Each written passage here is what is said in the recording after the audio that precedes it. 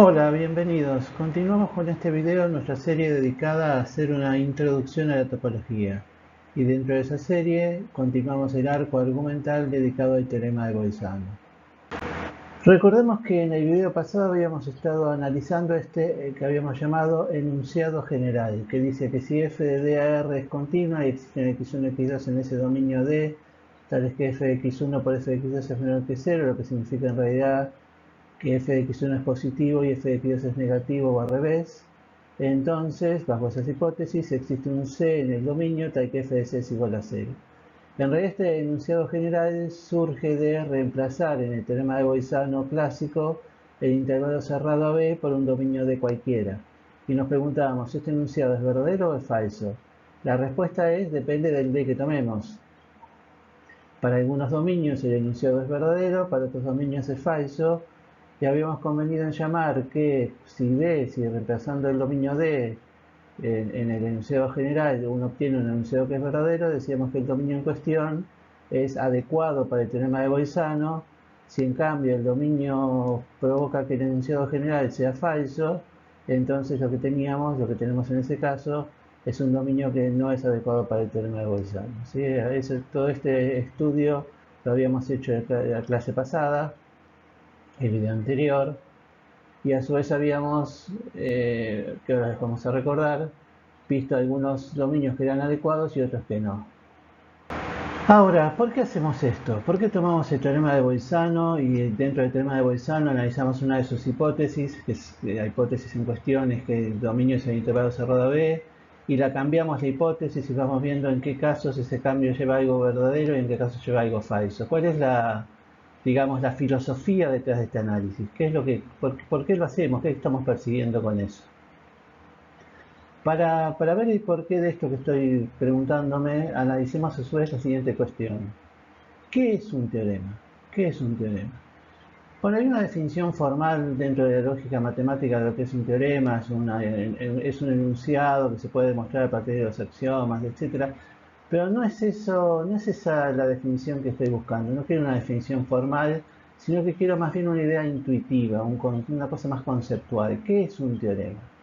Bueno, muchas veces, concretamente en el análisis matemático, y en particular el teorema de Bolzano es así, los teoremas dentro del análisis matemático suelen tener la forma de, si se cumplen tales hipótesis, entonces se cumple la tesis siguiente. O sea, un teorema, en general, insisto, de los teoremas del análisis matemático, tienen la forma de una hipótesis, hay una hipótesis que uno supone, y uno dice, si se cumplen estas hipótesis, entonces se llega a la siguiente tesis. Y hay a su vez lo que guía, hay un camino, un puente en realidad que lleva de la hipótesis a la tesis, que es la demostración. La demostración la podemos pensar como un puente que lleva de la hipótesis a la tesis. Nos va llevando de la suposición inicial a lo que queremos demostrar. El teorema de Bolzano tiene esa forma. En el caso del teorema de Bolzano, las hipótesis son que la función es continua, que en un punto, en un punto de su dominio es positiva, en otro punto de su dominio es negativa, y a su vez, en el caso particular del teorema clásico de Bolzano, hay una hipótesis más, que es que el dominio es el intervalo cerrado a B. Esta última hipótesis es la que estamos viendo hasta qué punto se puede cambiar. E insisto, la demostración la podemos ver como un puente que nos lleva de esas hipótesis a la tesis, que en este caso, en el teorema de Bolzano clásico, es que existe un C en el dominio, tal que f de C vale 0. Entonces la cuestión es, ¿cuáles son las ideas que sostienen ese puente que va de la hipótesis a la tesis, la demostración? ¿Cuáles son las ideas que lo sostienen? Entonces lo que vamos a hacer, como dice el texto que están viendo, vamos a retorcer ese puente, vamos a analizar sus pilares, las ideas, retorcerlo hasta que cruja.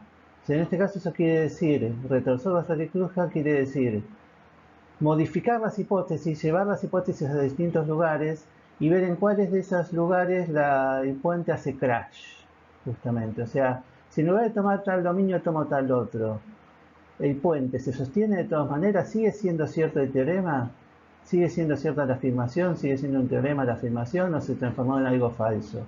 Si yo hasta qué punto puedo llevar, hasta qué punto puedo extender, hasta qué punto puedo retorcer las hipótesis de modo tal que el puente se sostenga. Y eso me dice cuáles son las ideas que lo sostienen. O sea, cuando llegué a este punto hay una idea que ya no está. Pero en este otro punto, que hace que la afirmación sea cierta, la idea todavía permanece. Es un poco el estudio que estamos haciendo, o sea, retorcer las hipótesis para ver en cuáles casos el puente se cae y en cuáles casos no, y eso nos va a decir cuáles son las ideas que sostienen ese puente y por lo tanto cuáles son las ideas fundamentales del teorema. Ese es el análisis que estamos haciendo y ese es el análisis que vamos a hacer de muchos otros teoremas del análisis matemático. Recordemos entonces que en el video anterior habíamos propuesto distintos dominios y habíamos analizado cuáles de ellos eran adecuados para el teorema de Poisson, o sea, cuáles hacen que el enunciado general sea verdadero y cuáles hacen que el enunciado general sea falso y por lo tanto no son adecuados, son inadecuados. Entonces habíamos dicho en el video anterior que el intervalo cerrado AB es adecuado, el intervalo cerrado AB es el dominio del teorema de Poisson clásico, que el intervalo abierto AB también es adecuado y que en cambio los dominios que ven a la derecha, que son el intervalo cerrado 0,1 unión el 2,3, es inadecuado, el conjunto de los números racionales también y el conjunto de los reales menos 6, 0 también. Esos son algunos ejemplos entonces a la izquierda de conjuntos que son adecuados, dominios que son adecuados, que hacen que el enunciado general sea verdadero. A la derecha, dominios que hacen que el enunciado general sea falso. Entonces la pregunta es, que habíamos dejado de hecho planteada también en el video anterior, ¿qué tienen en común los dominios que son adecuados y que carecen de ellos los que no son adecuados? O sea, ¿qué tienen los dominios de la izquierda que les falta a los de la derecha, para decirlo de una manera directa? Bueno, creo que quizás sea evidente que lo que está pasando es que los que están a la izquierda están en un solo bloque, están todos perdón que tengo que decirlo así, está todo junto en un bloque, mientras que a la derecha están como fragmentados. Claramente el primer intervalo, el primer dominio, perdón, que es la unión de dos intervalos, el primero de dos que son inadecuados, ¿no? El primero de dos que son inadecuados, que es la unión de dos intervalos, está separado en dos bloques claramente. En los otros también suceden cosas parecidas, o sea, los que son adecuados están en un solo bloque, los que son inadecuados no. Vamos a formalizar esta idea de estar en un solo bloque en la siguiente definición que ustedes están viendo ahí. La definición es la de ser arco conexo. Vamos a decir que un conjunto D, que en general vamos a pensar como el dominio de una función, por eso lo llamo D, pero bueno, en principio es un conjunto cualquiera, un subconjunto cualquiera de los reales. Un subconjunto de DR es arco conexo si para todo P y Q pertenecientes a ese conjunto D existe un camino que conecta P con Q y que está totalmente contenido en el conjunto en cuestión. O sea, la idea es que yo tengo dos puntos en el conjunto, puedo moverme desde uno hasta el otro sin salirme en ningún momento del conjunto. Esta es una definición intuitiva porque no estamos definiendo qué quiere decir un camino concretamente.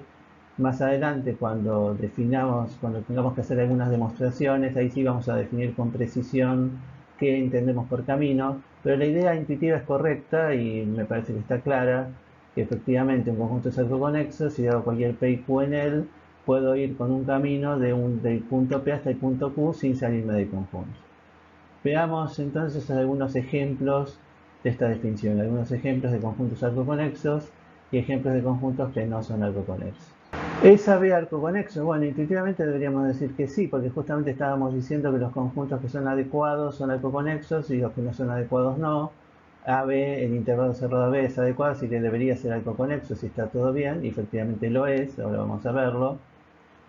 Tomamos un P y un Q cualesquiera en el intervalo AB y efectivamente el camino que los conecta, en el caso de la recta hay un solo camino posible, que es ir en línea recta justamente de uno al otro. Entonces digo, el camino que los conecta está totalmente contenido en el intervalo AB, por lo tanto el camino existe y el conjunto es arco conexo. En general la cuestión de si un conjunto es un arco conexo lo vamos a resolver así gráficamente, no vamos a buscar demostraciones muy formales, simplemente intuitivamente con una cuestión gráfica vamos a resolver si el conjunto es arco conexo o no. Pasamos ahora al intervalo abierto AB y nos preguntamos una vez más si es arco conexo. La respuesta debería ser que sí una vez más porque el conjunto es adecuado.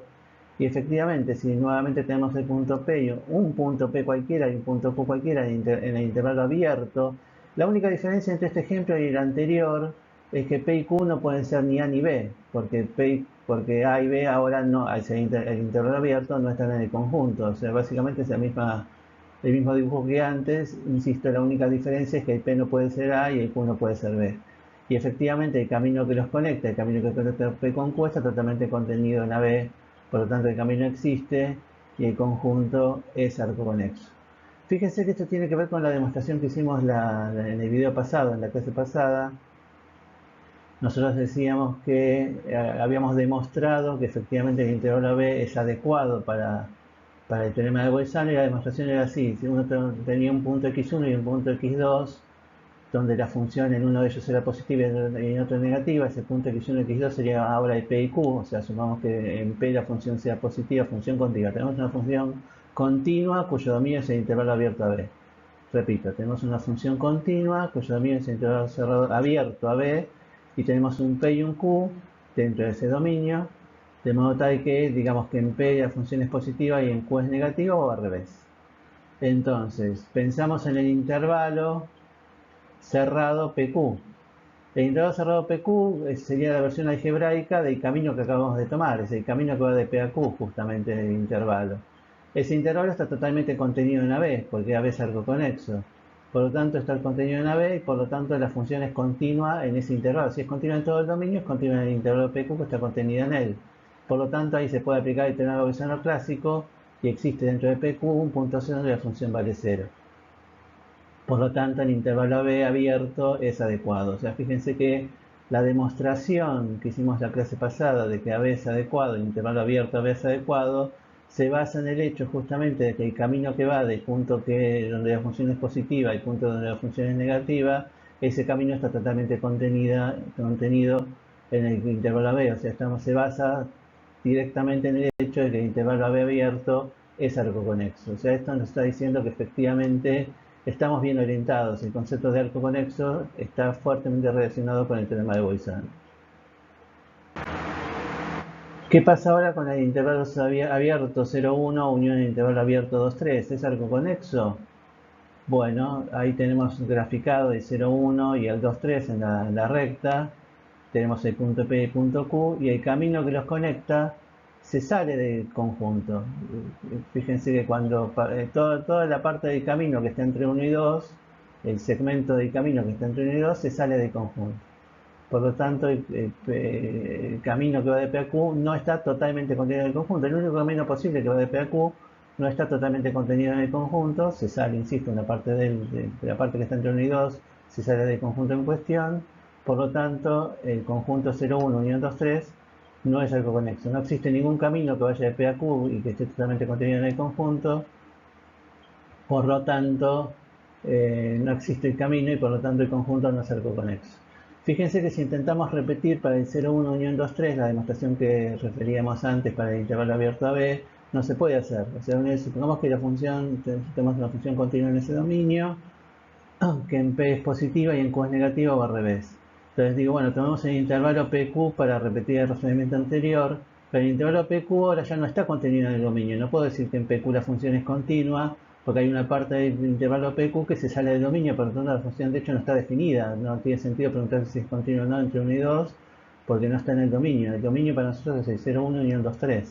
Entonces si yo digo, bueno, en P es positiva, en Q es negativa, tomo el intervalo PQ, ese intervalo no está contenido en el dominio. Ahí termino el razonamiento, no puedo seguir. No hay forma de hacerlo. O sea, justamente el hecho de que una parte del camino se salga del conjunto me prohíbe, digamos, repetir el razonamiento anterior, que me diría que en el teorema de Bolzano valen 0, 1, 2, 3. 0, 1 y 2, 3, justamente. Como no es algo conexo, entonces no es adecuado. Ahí está de nuevo vemos intuitivamente que efectivamente hay una relación entre ser arco conexo y ser adecuado para el teorema de Bolzano. Otro dominio que habíamos analizado era el conjunto de los racionales. Tenemos el conjunto Q. Entonces nos preguntamos si es algo conexo. La respuesta una vez más va a ser que no, porque pensemos en esto. Digamos, tenemos como P y Q en este caso son cualquier par de números racionales. Podemos tomar P como el número 1, Q como el número 2, por ejemplo. Y si yo intento ir de P a Q, salirme del conjunto en este caso sería pasar por algún número que no sea racional. ¿Sí? O sea, si voy del 1 al 2, que el camino esté contenido en el conjunto sería que esté formado por racionales. Salirme del conjunto sería pasar por algún irracional, pero justamente si voy de 1 a 2, me encuentro con muchos irracionales, de hecho con infinitos. Ahí está marcado raíz de 2 como ejemplo, con uno solo alcanzaría en realidad. Y efectivamente, si yo intento ir de 1 a 2, paso por raíz de 2, que es un número irracional, y en ese punto me salgo de conjunto. De hecho, me salgo infinitas veces porque entre 1 y 2 hay infinitos números irracionales. De hecho, en realidad, cualquier par de números racionales que yo tome serviría como contraejemplo. Acá lo que estamos planteando es un contraejemplo, ¿no? No existe un camino entre 1 y 2. Si tomo cualquier par de números racionales, PQ cualesquiera, entre ellos siempre hay uno, de hecho hay infinitos irracionales. O sea, el conjunto en este caso no es algo conexo, y no es algo conexo en un sentido muy fuerte. O sea, no solamente existe un par de números que no se pueden conectar, sino que ningún par de números se puede conectar. Cualquier par de números P y Q que yo tome racionales, diferentes obviamente, si intento ir de uno al otro, siempre voy a salirme de conjunto porque entre ellos hay un irracional. Bueno, todo esto nos dice claramente que no existe camino entre P y Q y por lo tanto el conjunto que no era adecuado. Vemos ahora que tampoco es arco conexo. Y finalmente habíamos analizado también el conjunto formado por los reales menos 6, 0. Y nos preguntamos si es arco conexo. Tenemos ahí como P el número menos 1, el punto menos 1, como Q el 1. Y efectivamente, si intentamos ir de uno al otro, nos salimos del conjunto cuando pasamos por el 0. En el momento que pasamos por el 0, nos salimos del conjunto y no, eso es inevitable. Por lo tanto, efectivamente, R menos 6, 0 no es arco conexo, porque el camino que va, el único camino posible en la recta que va de menos 1 a 1, que es el segmento que los une, ese camino se sale del conjunto en el momento que pasa por el 0. Por lo tanto, R menos 6, 0, que no era adecuado, tampoco es arco conexo.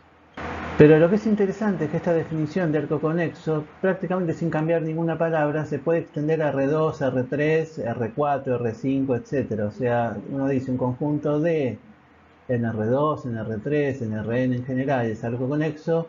Si para todo PQ perteneciente al conjunto en cuestión hay un camino que los conecta, que conecta P con Q y que está totalmente contenido en el conjunto. Esa misma definición se puede aplicar, insisto, a R2, R3, etc. Nosotros en general vamos a ver los ejemplos en R2, porque es donde lo podemos ver gráficamente. Como nos vamos a basar, mayormente nos vamos a basar en cuestiones intuitivas, en cuestiones gráficas, vamos a hacer en R2 los dibujos, pero bien podríamos hacerlo en R3 o verlo en forma más abstracta en R4, etc. Pero entonces insisto en la misma definición. La única diferencia, sí, ahora vamos a ver los ejemplos, es que en el caso de R, el único camino posible es en línea recta. Si yo me muevo en la recta, el único camino posible es un segmento. Cuando estoy en R2, en R3, tengo más libertad de movimiento. Los caminos pueden tener formas más libres, digámosle así, que simplemente un segmento. Ahora vamos a verlo eso en los ejemplos. Entonces justamente veamos algunos ejemplos de esta definición en R2. Como dije hace un momento, nosotros vamos a ejemplificar mayormente en R2, que es donde se puede dibujar más fácilmente. Como primer ejemplo tenemos ese conjunto que está dibujado, que sería un círculo al cual le hemos sacado en el interior un círculo más pequeño. Ese conjunto es arco conexo. Tenemos un P y un Q, y efectivamente hay un camino siempre, no importa dónde estén ubicados P y Q, siempre hay un camino que los conecte que está totalmente contenido en el conjunto.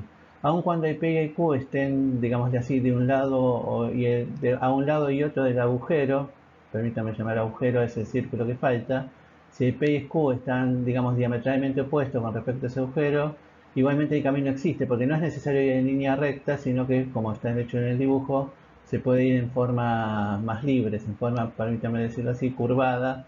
Por lo tanto, el camino entre P y Q siempre existe, y por lo tanto, este conjunto, por lo tanto, es arco conexo. El segundo conjunto es una circunferencia. Ahí está dibujada con una línea gruesa para que se pueda ver, pero imaginemos que en realidad es una circunferencia matemática, que es simplemente una línea de una sola dimensión. Ese conjunto también es arco conexo. Si tenemos ahí P y Q, el arco de circunferencia que va de P a Q, efectivamente, ya sea para un lado o para el otro, hay dos arcos, ¿no? Uno más breve y otro más largo. Cualquiera de los dos sirve como camino que conecta P con Q y que no se sale del conjunto. Por lo tanto, este conjunto, la circunferencia, también es arco conexo. El tercer conjunto sería la unión de dos semiplanos. O sea, acá hay que pensar que estamos, fíjense que en realidad ahí está como dibujado para entenderlo mejor, los ejes cartesianos. Tenemos, imagínense en R2, los ejes cartesianos, dos rectas verticales, dos rectas paralelas al eje Y, y esas rectas tenemos el semiplano que va hacia la derecha de la recta que está a la derecha, y el semiplano que va hacia la izquierda de la recta que está a la izquierda. O sea, tenemos dos semiplanos que dejan una franja vacía entre los dos. tiene cierta similitud, sería como una especie de versión bidimensional, perdón, una versión bidimensional del intervalo 0,1 unión el intervalo 2,3. Tiene esa misma idea. Y efectivamente, como en el caso del conjunto que acabo de mencionar, este no es arcoconexo, porque yo tengo un P que está en un semiplano y un Q que está en el otro semiplano. No hay forma de conectarlos sin salirse del conjunto. Si yo intento ir de P a Q, es cierto que en este caso no tengo por qué ir en línea recta, pero no importa cómo lo intente, siempre voy a tener que pasar por la franja central y por lo tanto el conjunto no es arcoconexo. En este caso el conjunto, como dice ahí, no es arcoconexo. Aclaro una cosa, que cuando yo estoy pensando en R2, cuando pienso en los conjuntos en R2, lo sigo pensando como dominios de funciones, ¿sí? O sea, no estoy pensando, obviamente, ninguno de los tres conjuntos es el gráfico de una función, no es eso lo que estoy diciendo. Estoy pensando cualquiera de los tres conjuntos como el dominio de una función que va, en este caso, de un subconjunto de R2 a R. Estaríamos pensando en funciones de dos variables, funciones que están definidas como dominio en cualquiera de esos tres conjuntos y cuyas imágenes van a R. Entonces, insisto, es eso lo que estamos pensando. Entonces, en resumen, los dominios que son adecuados, ya sea que estén en R, en R2, etc., los dominios adecuados son los conjuntos arcoconexos.